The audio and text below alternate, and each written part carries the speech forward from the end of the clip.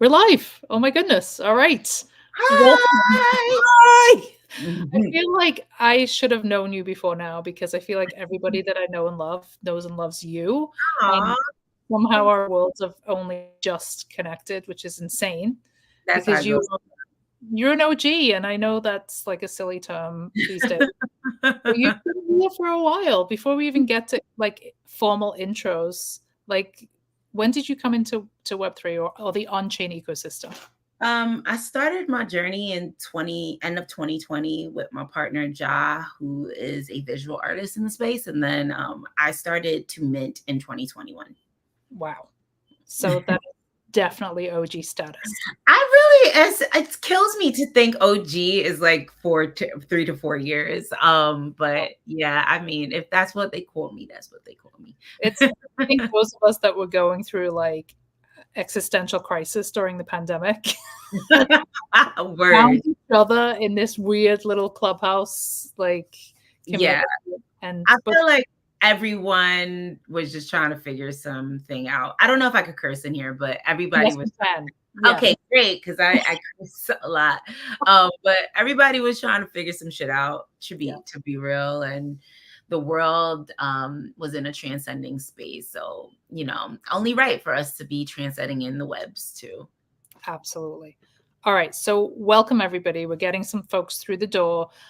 This is the Good News Show. This is our Superchain Culture edition of the Good News Show. Nice. Another exciting episode where we delve into the minds of visionaries and trailblazers who are redefining the future of art and tech. And today we have the incredible honor of sitting down with Latasha, who is a polymathic creatrix whose work transcends multiple genres and mediums and whose powerful message of self empowerment and healing resonates deeply with me and I'm sure many others.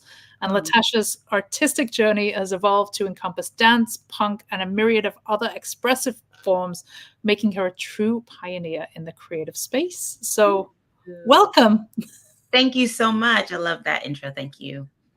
Amazing. And you, I mean, I just was at FWB Fest and Nice. I am so bummed because I literally left like 15 minutes before your killer performance. Oh no, so fun. You missed out on such a good time. You were like on my calendar and I had this crazy migraine and Oh no, it was a lot. It was a lot. Like the altitude does a lot to people too. So yeah. thank you. Make me feel less like an old lady because I No, was I don't know why I'm like pooping out every night at 6 o'clock. Like, that was really? there was a lot of people like that. The first day for a lot of people was tough. Yeah, but everything I saw, I had the biggest FOMO and like the Oh, energy around your performance there, like crazy, amazing, awesome, spiritual was one yeah. of the words I heard. Like, talk to us about what it means to like be in those spaces with people that you've built community with over the last couple of years and just how that feels to be empowered like that. IRL experiences are my favorite, to be honest, because I feel like we've all found each other via digital. And then, as much as people say that the digital realm might not be real or things like that, there's just so much things we're all going through together digitally, especially in Web3.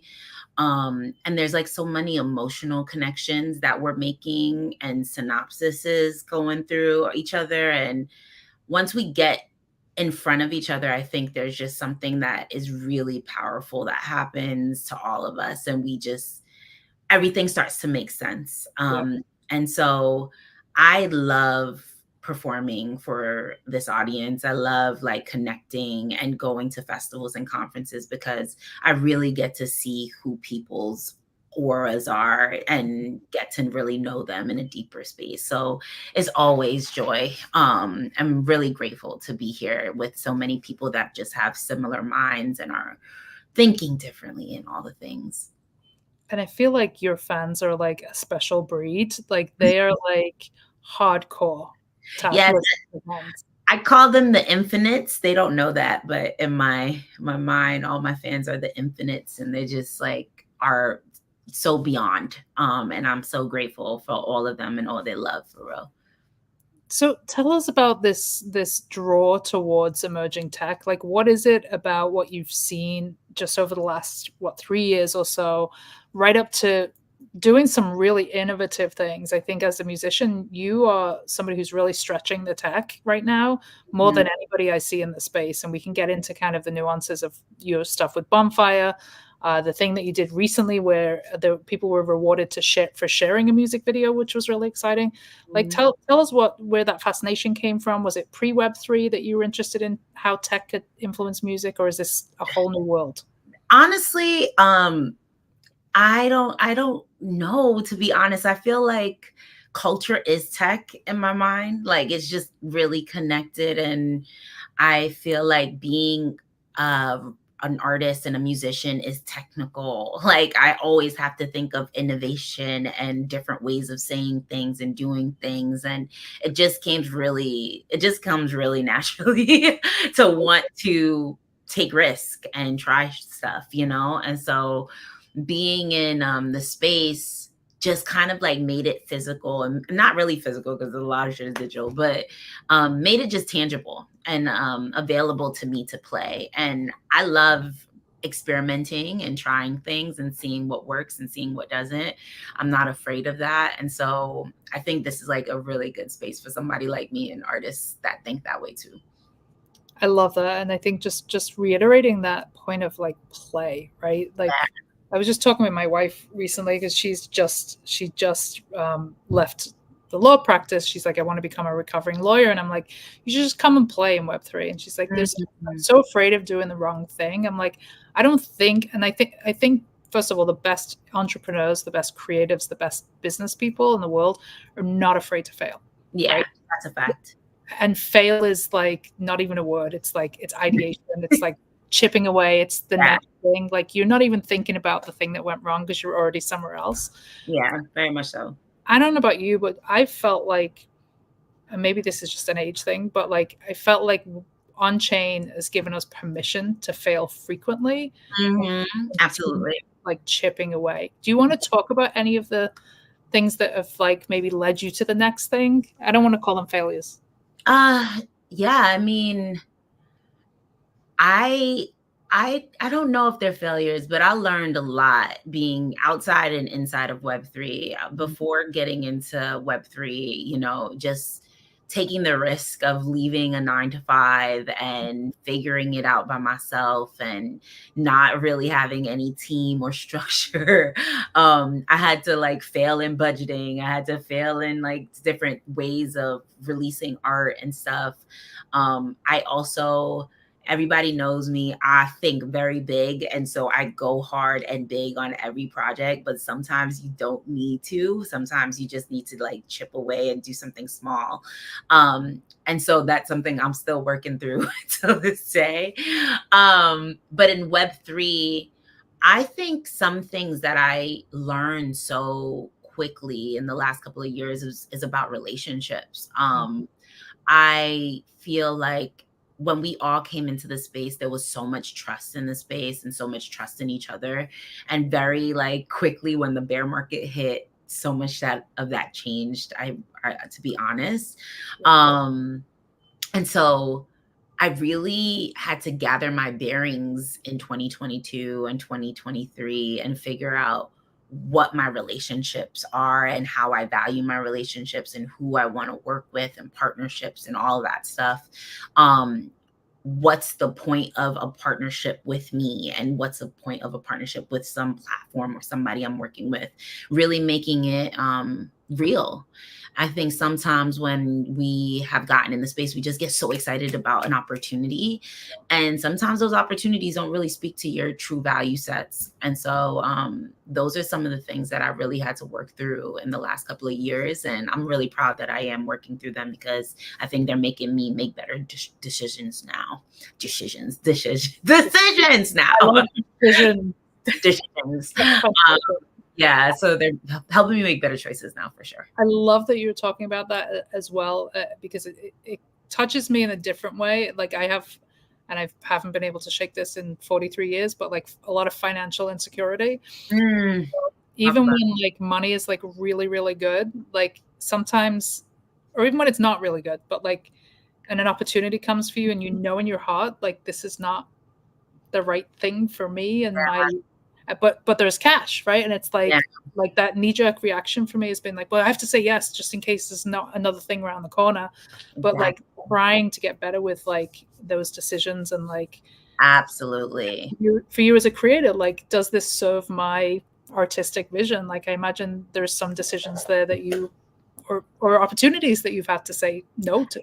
Absolutely. That's such a big case for musicians, especially, and artists, especially. Like, you know, the scarcity mindset is something that is just so programmed into so many creatives. And so you just are trying to grab, grab, grab, but like you find yourself grabbing so much that you led yourself into a different Mhm. existence than you really thought your purpose was for. Mhm. And so, luckily, I think that everybody who does do that, they always realign and find themselves back to like, okay, this is actually what I'm supposed to be doing. That was a lesson. Thank you for the lesson. Now back to this, you know? But yeah, money is hard. Money is the challenging thing that a lot of people deal with. I mean, I'm very grateful that I found this space because I feel like it helped me test my money skills and Mhm. like challenged me to really look at how I deal with finances and how I deal with money, and also how my mindset was so in a lack mindset at one point, and now it's not so much. I still have my days, but you know, I feel like the space offered me this opportunity to see that money is also something we could play with, also something that we could enjoy, also something that is going to be up and down and transcend. And yeah, it's an energy form always, but like really, really now we're seeing it in like real time with what we're doing. And I still feel optimistic about this like new creator economy. And I think there's been a lot of shifts, right? Like I think what we saw in 2021 was just like crazy numbers, volume, crazy prices of NFTs, like Mhm. very fruitful for a lot of people, not for Yeah. me because I missed everything. But that's Oh like no. I had like one win and it was yeah, but we Oh, weren't even good at it. No, but that there was this huge wave, and then there was this, I think, platforms that came along that were like really empowering seemingly a lot of creators, and then it just kind of fell out when the creator royalties went off the table and people mhm. realized that yes, a lot of people and businesses and companies that came here not really for the creators, right? Yeah, We absolutely. I don't know about you, but I feel like this response that we're seeing now, where it's like we're moving away from mainnet, we're moving to like cheaper access and entry points for people. I think there's a really interesting conversation there for creators, but it's so early in that process Yeah.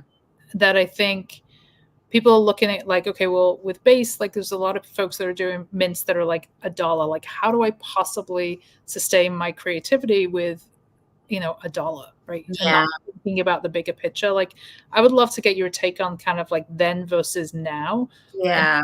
what pathways maybe you see for creators and for Yeah. yourself. You know, it's interesting because I am such a big fan of the 2021s and the 2022s, obviously, as a musician that made a lot out of those times and received so much value out of those times. Um, However, I think what had to happen was where we are right now, where we're like witnessing a transcendence and like kind of a transformation on how to navigate this whole system. Um, I can't say it's perfect because I still think there's so much work that needs to be done for culture, creatives, communities in this space. Um, I don't think we're at a spot where everything is right. I still think that a lot of platforms need to consider artists at the forefront of what they're doing and culture at the forefront of the tech.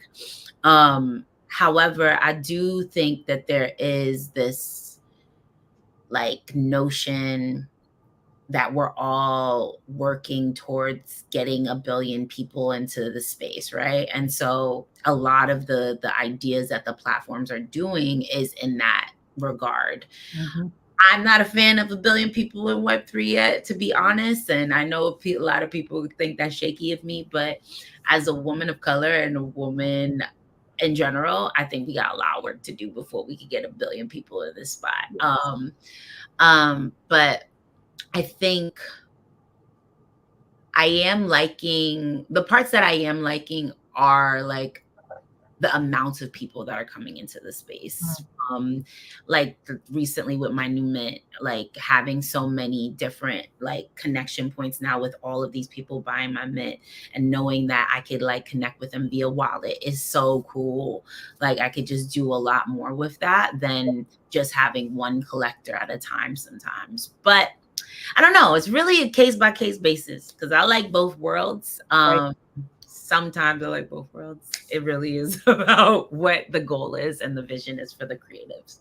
I love that you touched on like being able to connect via the wallet, because I heard something at NFT Paris. It was somebody in the fashion industry, and she said, never before has a designer or merchant been able to see what's in the closet of the person that walks out with a sweater. Yeah, Like, yeah, and that yeah. kind of blew my mind, because I'm That's like, fire. that's like you as a musician. Like, if we take it 20 years ago, like buying a CD, Yeah. like, you would never be able to see what was in that person's collection, or Never. airdrop them your single, or Exactly. take it to your Exactly. show. Like, that's wild. Yeah, there's You so much know? power in that. I just, we just gotta get cleaned up with the mechanics of it all and like make sure that it's super easy for people to onboard onto it. But yeah, knowing that that is the future that we're heading into is really, really amazing.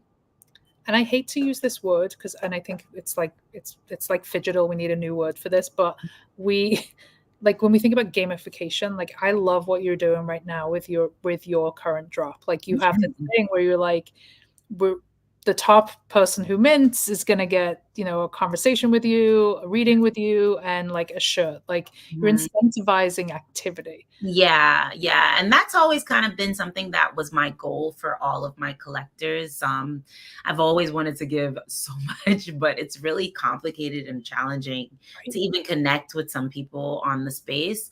But with my new platform, it's like super cool that I could see who's on my leaderboard, see who's like, a top mentor, and really get to connect with those people via Twitter or however they, decide to connect with me.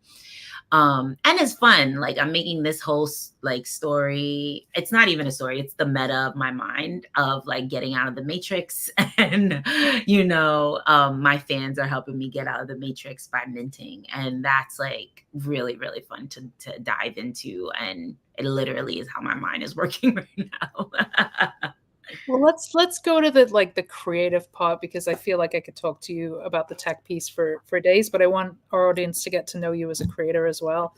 Like, can you share with us like the journey that led to you becoming such a multifaceted artist? Yeah. Like, what inspires you to explore and blend all these different genres and mediums into your work?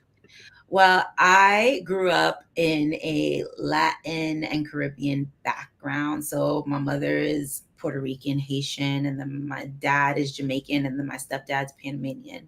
And so I grew up with like lots of different music. And then I grew up in Brooklyn, which, if you know New York City and Brooklyn, music is just like constantly on and everywhere. And I grew up thinking like, oh, I want to be a singer, but my mother was like, absolutely not. And so I, Why? she's just scared of it. And my mother wanted to be a singer as a younger child too. And she just was like, how you gonna make any money like Mm. this industry and blah blah.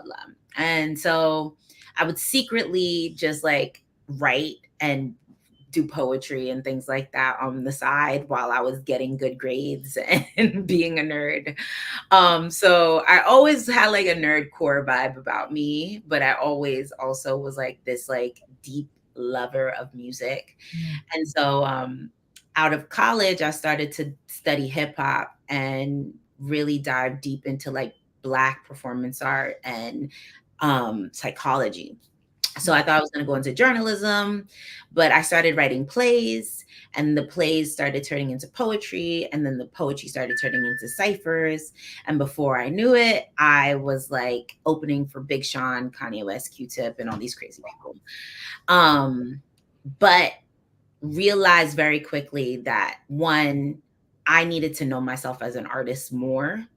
Two, I liked a lot of different things. Mm, And the industry, I didn't feel could hold an artist that liked so many different things in that way without making me a pop artist. mm, Um, and so I was like, I want to figure it out for myself. And went through a lot of deep emotional depressions about it, but came out with a lot of understanding of who I am. And so did a lot of crazy things independently, like worked with Nick Littlemore from Empire of the Sun, did a lot of sync and had my music on all types of movies and TV, and just always figured it out independently, which I was really proud of. But then COVID hit, and of course, mm. that's how I found Web3. Um, but the mix of everything that makes me like a multifaceted creator is just the journey I've been on. I've learned so many different types of arts and mediums. And I was a graphic designer at one point in my life. I was a creative director at another point in my life, and kind of had to do it to just sustain myself. Mhm. And now I'm here with all of these skill sets. And, but music is still like the home base for me, because music helps me heal and understand and relief and express and empower. And so that's where I like to live, to tell my story. It sounds like it's almost like a transcendent experience for you, and Yeah. I'm curious to know is if there's like a part of the creative process that you love the most. Like I hear people talk about, and I've experienced this as a painter. Like there's a point where you go into this state where you forget to eat. I mean, I could use that right now because I'm heavily like you, you just are there, and it's something like almost as close to spiritual as you could get. Like, do you Yeah. experience that? And is there a particular part of that creative process where you feel it? There's two places that I feel it the most. It's when I'm alone with the music and I'm just starting to get into the writing flow. Mm, I am a stream of conscious writer, so a lot of it just comes in and I just release. And the second place is in performance, when I'm on stage and like having the moment with the fan is like, or not even fan, family, with the people there. It becomes so much more beyond me once it's out there in the world in that way. And I don't know, there's just something so really, really powerful about performance. And that's my favorite place to be. I love the stage. And so, yeah, those are the two transcending places that I like to live in the most. Has there been any moments that you've experienced where you've either been surprised or moved by somebody's response to your creativity? Yeah, whenever I've, had a fan come up to me and cry about a show, or, tell me like, "Oh my God, I feel like alive. Thank you." That's what makes me keep going, despite all the crazy risk and trajectories that I've been on in my journey. It's that love that I get from people, and that reminder that this is beyond me is why I keep doing what I do. And I, just observing what I did at FWB and seeing how your fans particularly gather around you, like, what do you think it is, that interconnectedness that you've created, like community wise? Like, what is that secret sauce apart from you? I think it's the understanding that we all want to get free, um, Mm. and like whatever that means. Because freedom is a construct that I'm still trying to understand. But I think everybody that I'm connected with wants to feel freedom and wants to like feel like they can just be empowered to do themselves and be themselves, and I think that's what keeps us connected. um yeah, I hope that's what keeps us connected. At least that's what keeps me connected with the people that I'm connected with. It's this reminder that we are all in a journey of being our freest selves. Can you talk a little bit more? You touched on it slightly, and I know you've referenced this before, but this idea of like escaping the matrix and stepping into your own revolution, like, Yeah, I kind of interpret that as like the freedom to explore new dimensions yeah. and breaking out. But I would love to hear like how you think about that and how it influences the work that you put out? Yeah, I have so many ways of thinking of this thing, man. First of all, I love The Matrix. It's one of my favorite movies of all time, along with The Fifth Element.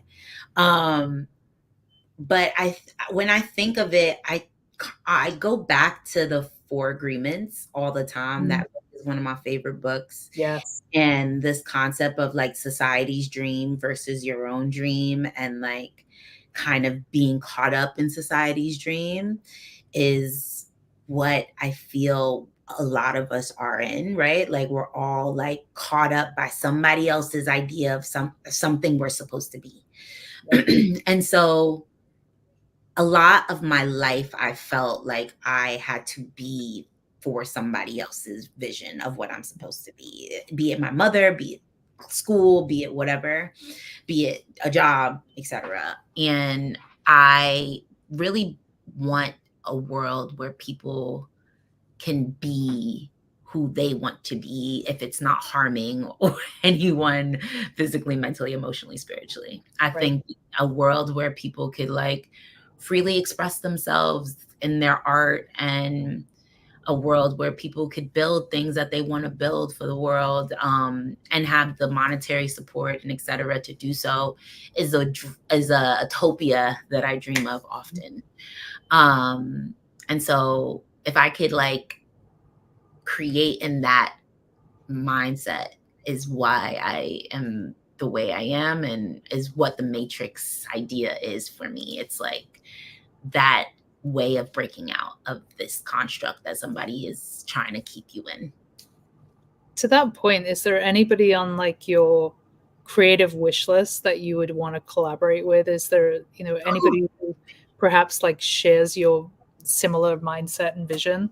I have so many people I want to create with, man. It's so tough. Like people are always like, who's the music artist you want to build with? I'm like, oh my God. It shifts, honestly. Currently, I just want to really create with myself right now. Okay. Yeah. I know that's a little odd, but I've just been so busy that creativity has gotten a smaller pocket of my existence. And I'm grateful. Like everything that's moving and grooving right now is so amazing to watch. All the seeds that I plant blossom.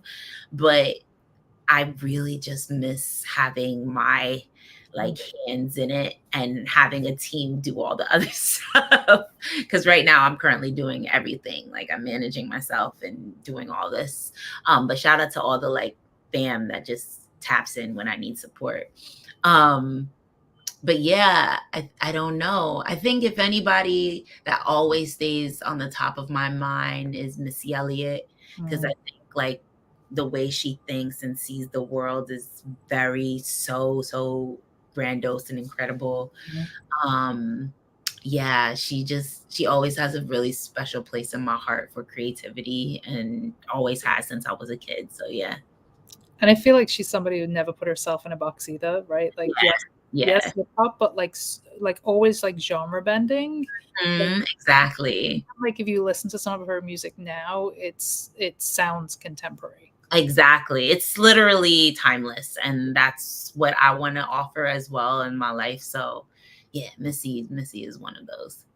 I hate to give you one of these questions, but like if you had like a magic ball and 5 years from now could be like kind of looking back, what would be like that one big thing that you would want to accomplish creatively?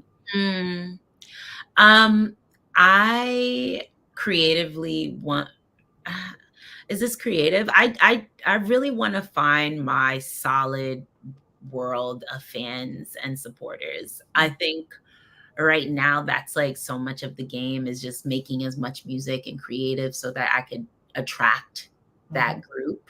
But if anything, it's like going on tour with a world that I built, like set design, all the things, and this tour being sold out, and like creating like an experience that people leave feeling super like empowered and free and excited, and being like, oh my God, I can't believe I just saw that Latasha show. That was insane.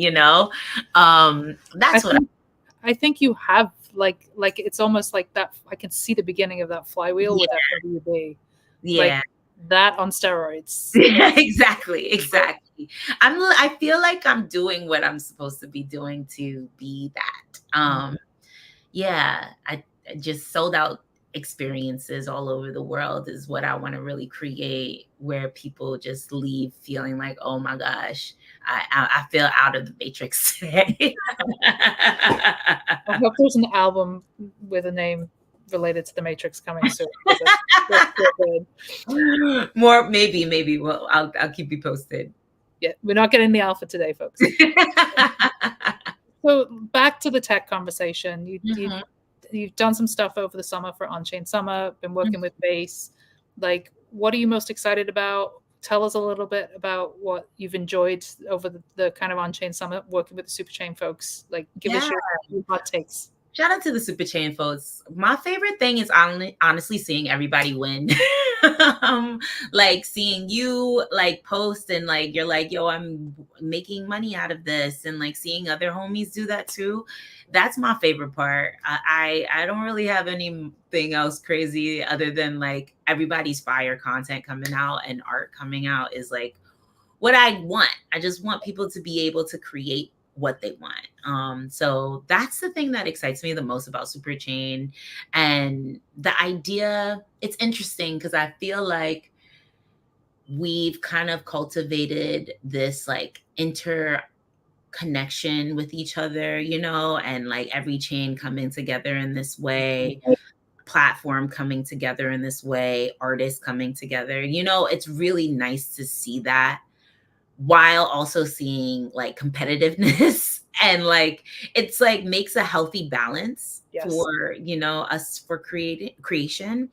And so I like that. I like seeing how this thing is starting to operate. It's cool to see a seed being planted and then just like little buds coming out and knowing what we got to add to, and you know, more sun, more water, what do we have to like give it. So yeah, that's my favorite part. I love that you touched on, you know, like people that you know in the ecosystem being rewarded, because I think in the beginning, this idea of like build and you will be rewarded. Like for me, I was like, well, wait a minute, like I'm going to do this work and I may or may not get rewarded for doing it. Like the skepticism is valid because we have all been like used, manipulated, had our data sold as content creators, as creatives, as artists for decades, right? To the point where they did it without our permission. Like we became, you know, tools for ad money. Like, so we naturally had this like sense of like distrust. Yeah, absolutely. But I think we can safely, like both of us can safely say, like, you know, we have built, shown up, shared about what we're building in this ecosystem and been rewarded for it. And I think the idea of what you said about like, and the competition is good. Like it can feel scary, like a little bit when you're like, wait, someone's coming up behind me and they're doing this. Like, but I think what it does, and it just makes you better, right? Yeah, it makes you go harder and get better at the work that you're doing, and also like make yourself even more unique, you know. I really learned that being in this space. Like, okay, if this person's doing that and this person's doing that, what do I have that's unique to me that I could really strengthen? And so, yeah, I'm really, really loving that part because I'm seeing a lot of my friends do that. Like, shout out to Raven, who's like he's doing incredible educational work within the space. And it's so cool to witness him like just thrive off of that. So yeah. I got to hug Raven for the first time. Oh, so that's my guy right there. That was one of my favorite moments. Good human. Yes, very good human. Good person for real.